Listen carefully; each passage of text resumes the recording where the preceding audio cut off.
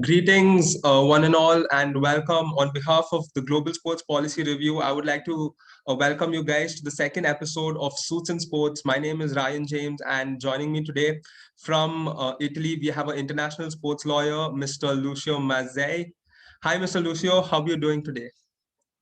Hi. Thanks once again for your invitation. It's a pleasure for me to be here today talking about football law with you. I will try to give you some insights of the European situation, talking about the new project of the European Super League. Maybe you heard about it. And I will also talk a little bit about the Italian situation regarding football, as well as the new Champions League, which was ratified some days ago, last week. So I will try to talk about the European situation, the European football landscape. Right, so thank you so much. I think these few topics will be very insightful to all of us because we don't have 100% clarity, and getting it from you who's experienced in the field, it would be a honor to hear those things from you, sir. So before we move ahead, so my first question to you is very generic, sir. So you grew in Italy, and Italy has been a mecca of football. So as in for us, India, we haven't seen the top level of football, but Italy has been one of the giants in terms of football. So how was it growing up in a football culture? Like, what is football back in Italy? That's an interesting question.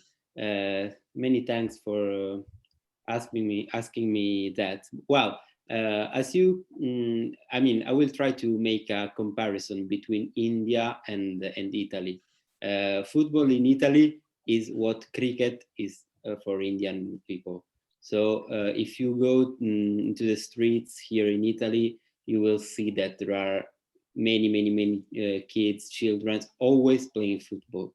So it's like something that you grew with, and especially kids from my generation, and also my parents one. Now I'm seeing that the new generation are also very in love with basketball. So basketball is growing a lot here, but Italy is definitely a football country. Imagine that when I was born in 1990, and we host the World Cup in that year. So you can imagine like the atmosphere that, of course, I haven't experienced, but many many people told me about that. And you can imagine that at that time, Italy reached the semi-final of the World Cup. In 1994, Italy reached the final. We lost against Brazil in the penalties. And then in 1998, we reached the quarter of finals, and we were beaten by France. That was the country who won the World Cup in that year. So you can imagine like there were a lot of champions like Roberto Baggio, Del Piero, Vieri, Totti. So you can see that you could see that a lot of kids were growing, imagining of being their same idols. So we had those kind of idols, and I think that growing in a football culture has many links with the tradition, with the passion, and it's what makes football very common and popular here. Just like in Uruguay, for example. Uruguay is a small country of 3 million of people, and they always have a great team because it's something that it's eradicated there. It's something that the kids grew with and grow with, and you can see that tradition has a lot to do with football. The typical example is China, that is a very big country, but as there is no tradition, they couldn't do great results until now, even if they have spent a great amount of money. And I think that, for example, if we take a look at the Indian situation, I think that India will be able to reach great results in football once that kids will start to play football, and also like probably it has to be mandatory at school, because for example in Italy we always play football in school. There are a lot of health academies, and for example, if I want to give you an example, when I was at the grammar school, we were 15 children, 15 male kids, and 12 out of 15 we were going to a youth academy of football. That can give you an idea of what football is here in Italy. So I mean, I think that the tradition is a very important thing, and that growing in a football country helps you to reach good results in these terms. So football is more like it's passion there, right? Football is life in Italy, Yeah, in yeah, simple yeah, words.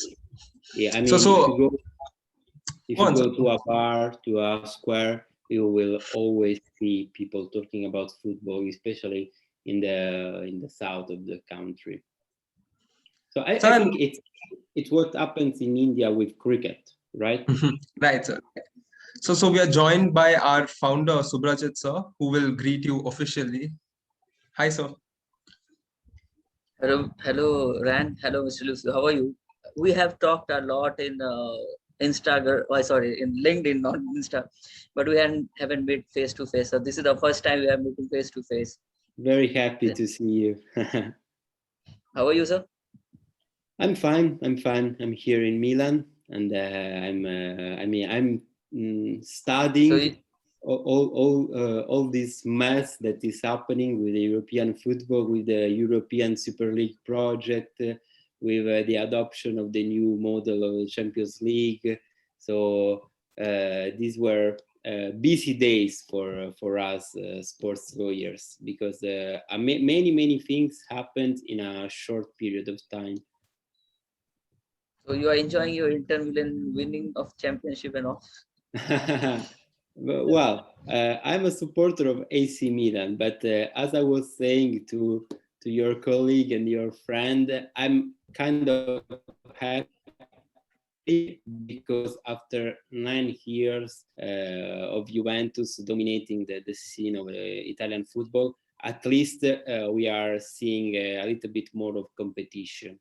So I'm happy. I'm happy that the Inter and they deserve to win, because this year they had the best team, because and they had the best coach, best manager, because Antonio Conte, the former Chelsea manager, I think he's a great coach, and he managed to give the best of himself to his player.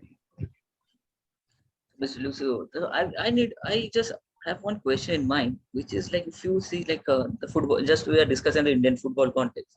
See, for me myself, I used to play for like Sports Authority of India, right? Football itself, not cricket, football itself. But somewhere we found it like, see, we though in my like we have, we have many states in India. So I'm the Eastern State, and Eastern State as a club, even you can search, you can find it's known as Mohun Bagan, and Mohun Bagan is one of the oldest Asia's club, right? So, but though if you see the structure is not that much, right? So what do you think, like we haven't got opportunity for, like it was in the mid after our independence, after 1947, we got chance to play for World Cup, and we haven't went for that play. So do you think somewhere that also put an impact for developing in football in India? Yeah, I think that infrastructures are the key. I mean that the implementation of a youth academy, of great structure for the academies, of football pitches are essential in order to promote football in India. Because as I was saying before, in Italy, I mean even a small village has at least 2 or 3 football academies. And in a grammar school, if there are 10 kids, out of 10, they play football. So it's, as you can understand, it's very, Yeah, I can understand that. it's It's most easier like in to, India, you will find less state like eastern region, then in the southern part, and there is a country which was I mean state, sorry, not country, state, Goa.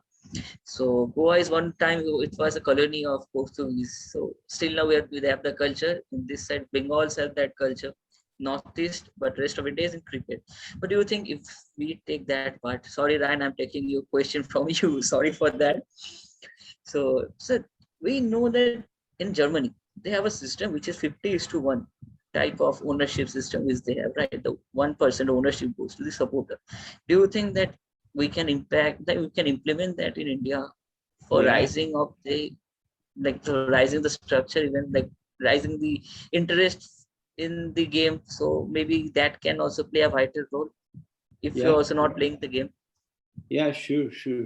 It's yeah, it was a good example of the German model, because here, also here in Italy, we are discussing in these days about coping them, because apart from 2 or 3 football clubs in Germany, the rest of them are also always like they have like a kind of supporters ownership. Let's say that. Yeah, so good ownership.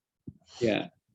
So I think that in India is a giant. So you have big numbers, and I think it can work, because according to my experience, it's yeah, there are some good examples of billionaires who buy a good team, and they start to make great investments, and they reach good results. But many times they last a few years. Then they decide to change investments, to sell the club, for example, and dedicate to other things.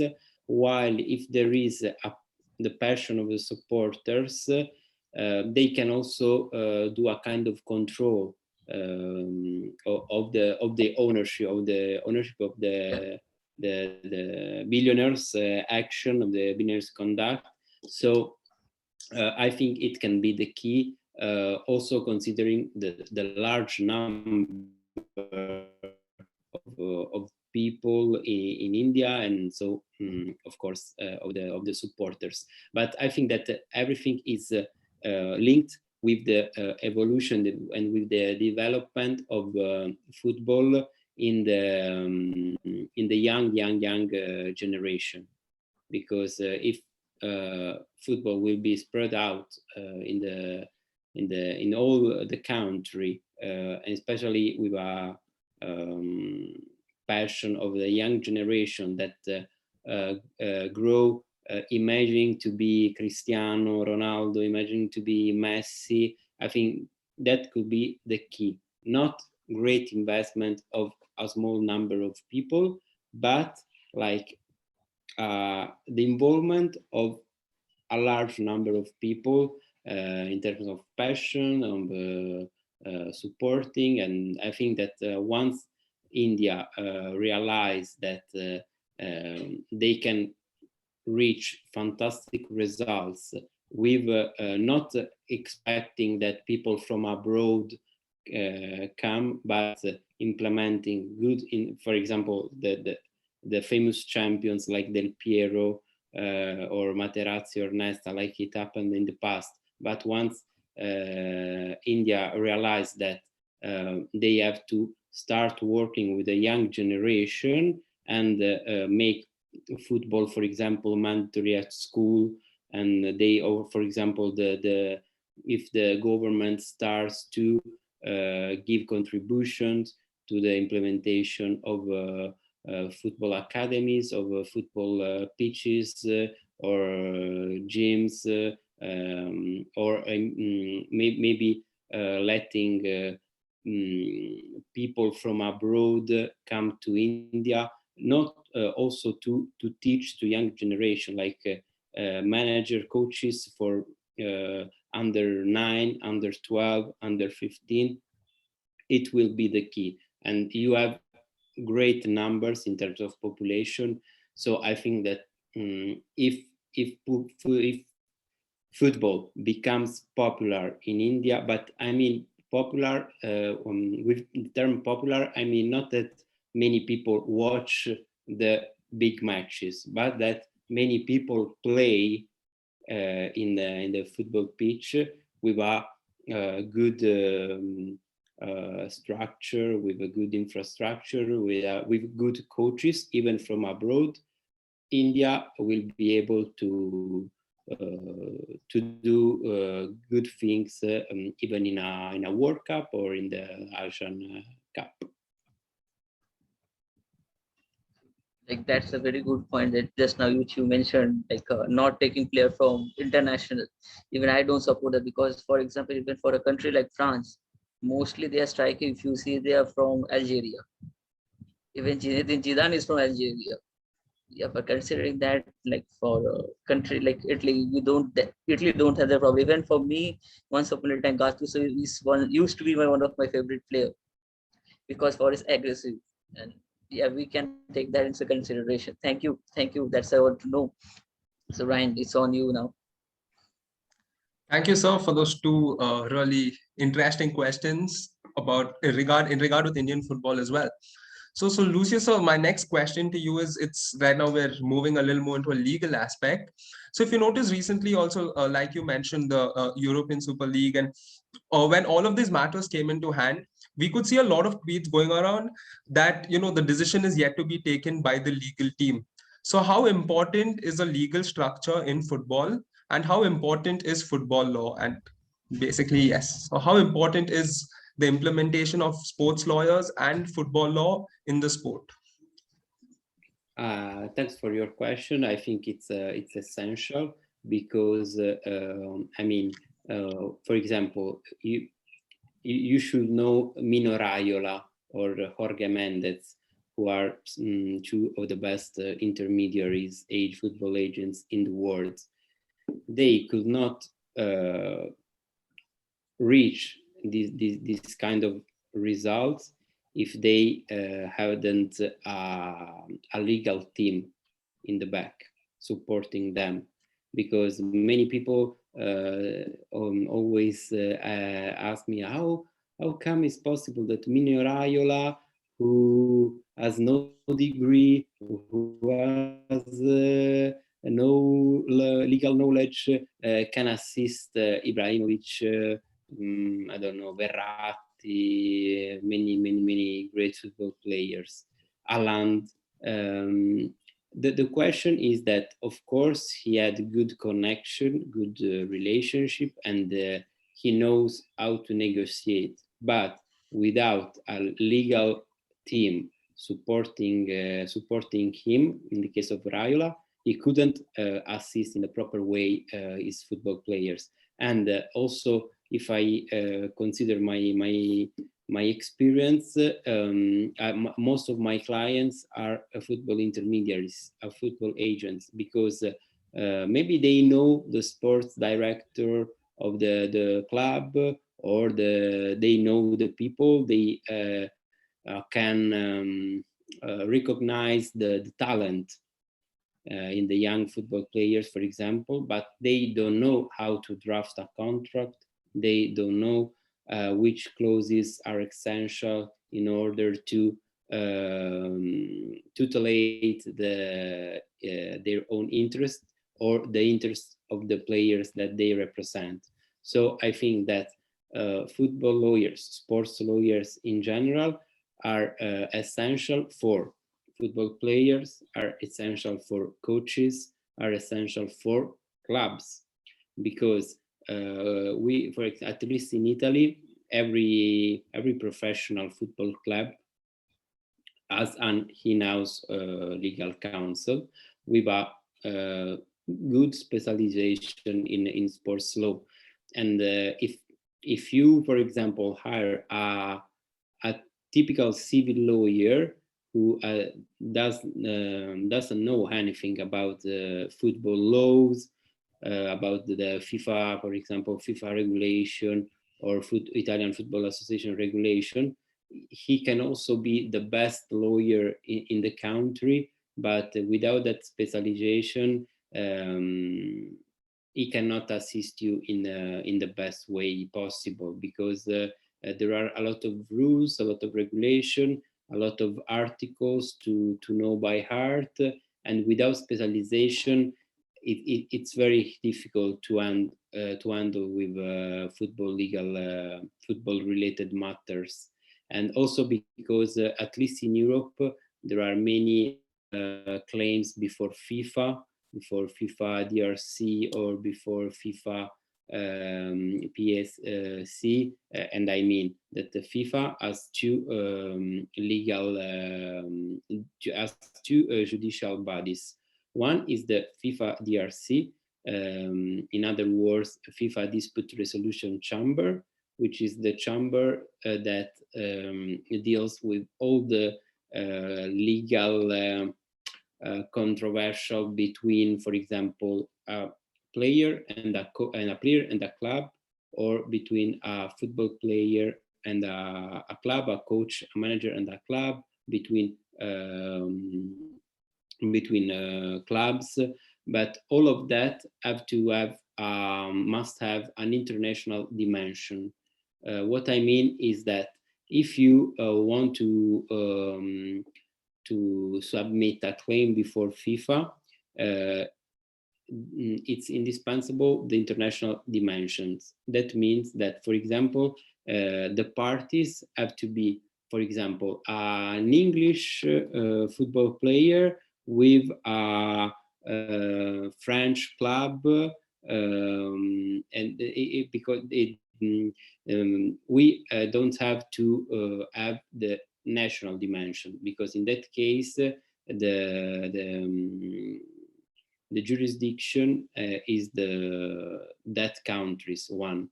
But if, for example, there is a controversial between Griezmann, who is a French player, a French citizen, and I don't know, Korean club, the FIFA tutelates both parties, and so you know that submitting a claim before FIFA, the both parties are more tutelated, because, for example, in the case of Griezmann, the jurisdiction is the FIFA's one, so the Swiss law is the applicable one. And so, for example, in the case of Griezmann, he doesn't have to go to litigate in Korea, and so his lawyer doesn't have to know the Korean laws, the Korean regulation. So FIFA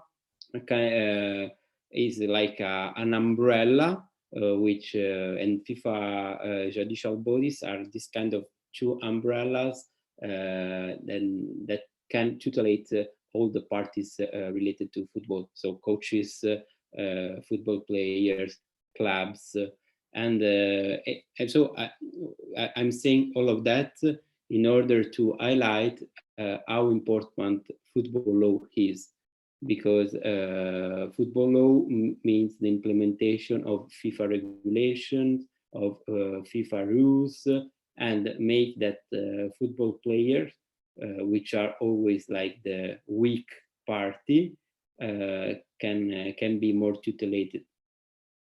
And I think it's also important for a football club to have a legal protection, because it's essential to have a lawyer who knows all the regulations, also in order to the eligibility of the players, for example. Otherwise, there can be a lot of mistakes. And if I can give you the example of the Ante, the football player of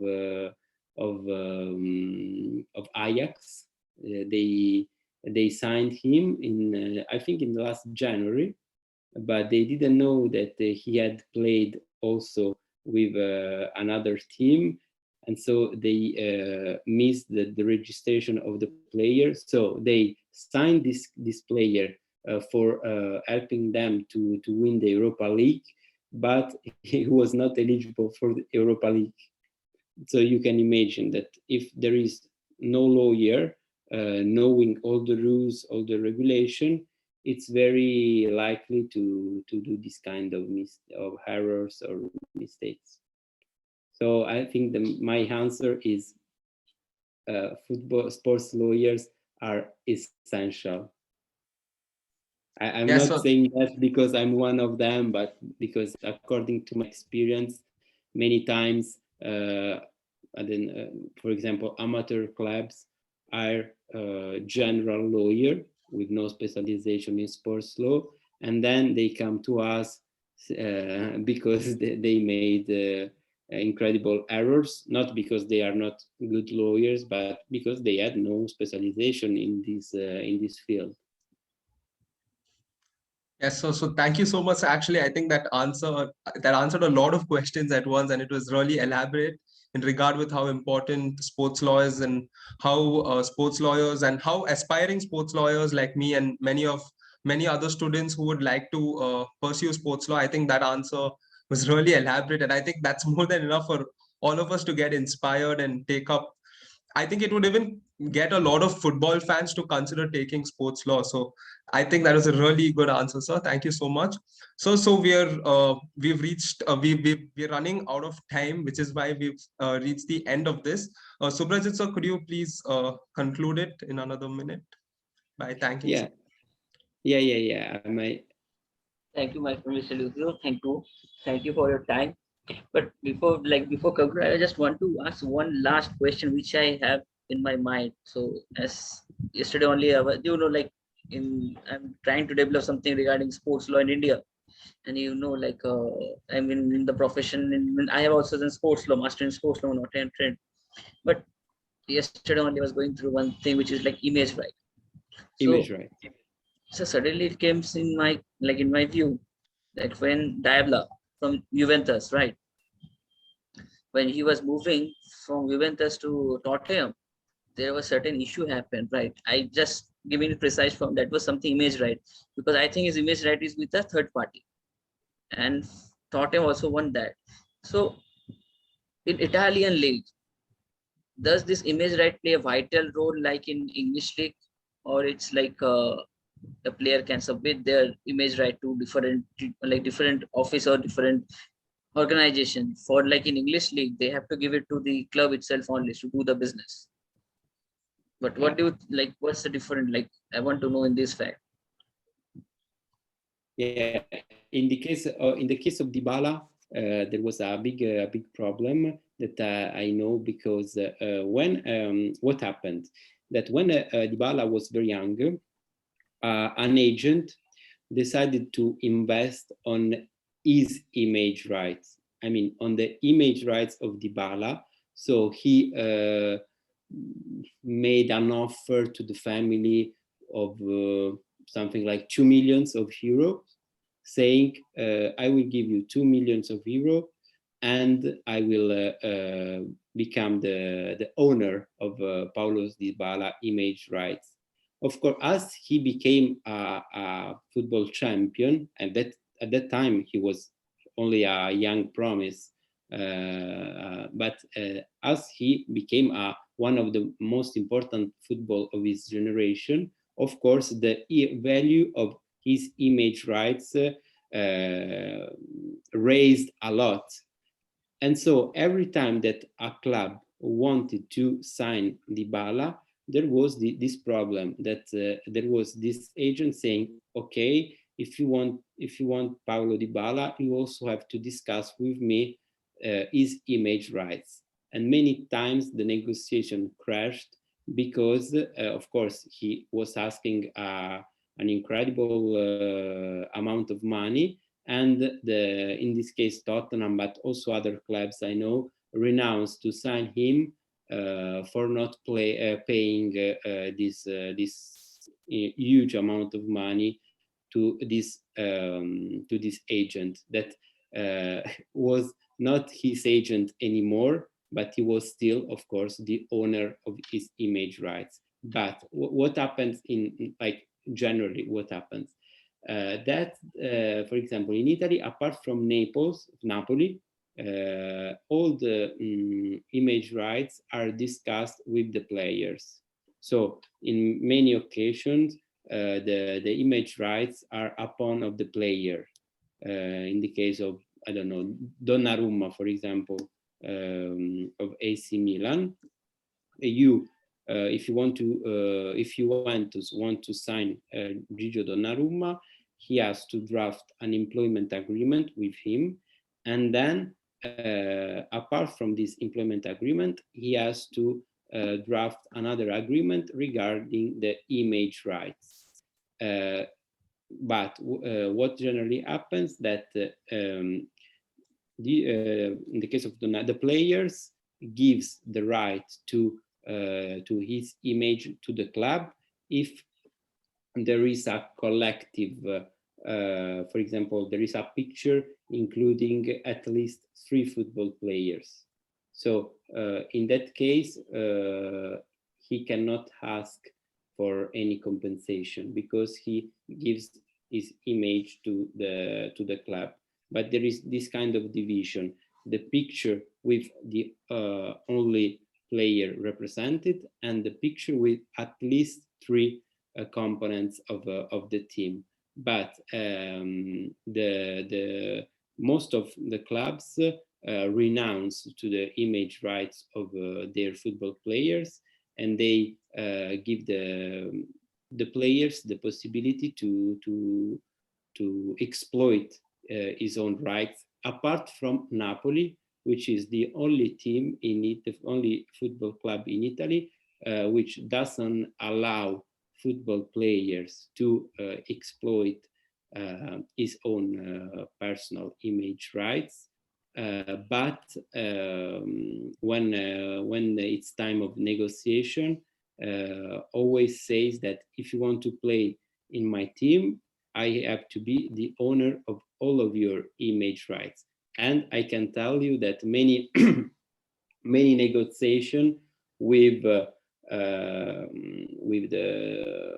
important players crashed because of that. Because of course, a player of an international dimension wants to exploit his image rights by himself and doesn't want to let them to the football club. And the only exception of this use in the case of Napoli was with Gonzalo Higuain.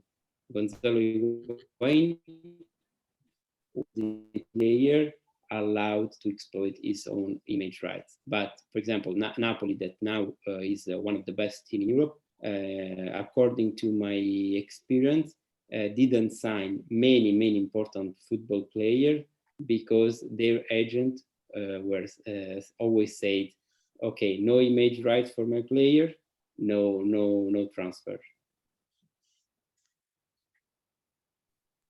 Thank you for this view you have shared with us, and it was really a nice, like, no one knows that this much different which happens is obviously it's impossible for everyone to know the different leagues which happening from a city in a different country. Really, thanks to you for sharing your view with this, and also I'm thanking you to like giving us your time, valuable time, and for this session, because I know how much busy you are with the all type of session going on with you, and also this time because we have a huge time gap in between us. So that's also a huge factor with you. And I really appreciated that. Thank you for that. No, thank you for your invitation. It was a real pleasure for me, and it's amazing to see young professional like you and like your friend and colleague Ryan, so in love with sports law, and so interested in developing your career in this field of law. And so I'm sure that you can make it in the future, because I can see your passion, your talent, and your will to grow and to to become more and more professional. So thank you very much. It was a pleasure for me to share a little bit of my experience with you, and I hope that we can meet in person very, very, very soon. Yeah, that can be possible, because maybe if this COVID situation get over, maybe I'm coming to Nottingham this September. There is a chance I will be coming to Nottingham this September. So maybe in the returning, I will be having a St. with me. So maybe that time, maybe there is a chance I will meet with the person. Wait, let's see. It will be a pleasure. Okay, thank you for my side. It's over to Ryan now. Thank you so much, Subhrajit sir. Thank you so much, Lucio sir. And I think to every aspiring sports lawyer there, I tell you one thing: the way Lucio sir's answered questions, that's the ultimate difference between an actual regular lawyer and a sports lawyer. Because I don't think anybody would just simply answer these questions the same way Lucio sir did. Like the way he answered these questions, all I saw was expertise written all over him. You know, you could see that he's well versed in law, and that's what I think is required of sports lawyers. The very fact that he answered those questions without looking at anything, like he just instantly answered it. So I think so that was a really interesting thing for me to watch. I enjoyed it. It was like watching a movie and having a fun thing. So once again, sir, thank you so much for the invitation. We, on behalf of Global Sports Policy Review, we would like to officially thank you and wish you well in your future endeavors, sir. And hopefully, like both of you said, we can meet and once have a better collaboration, either back there in Italy or in India as well. So thank you so much, sir. And yes, that's